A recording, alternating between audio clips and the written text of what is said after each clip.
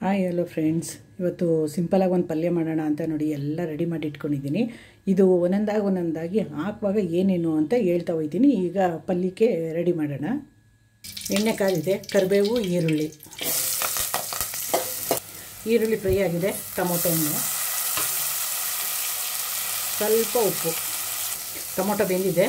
ಇದು ನೆನೆಸಿರೋ ಕಡಲೆಬೇಳೆ, ಇದು ನೂಕೋಲು, ಬೇಬಿಕಾರ್ನ್, ಆಲೂಗೆಡ್ಡೆ. ನೋಡಿ, ಇದು ಸ್ಪೈಸಿ ಪಿರಿ ಪೌಡ್ರ್ ಒಂದು ಸತಿ ಮಾಡೋದು ತೋರಿಸಿದ್ನಲ್ಲ, ಆ ಪೌಡ್ರು ಮತ್ತು ಚಿಕನ್ ಮಸಾಲೆ.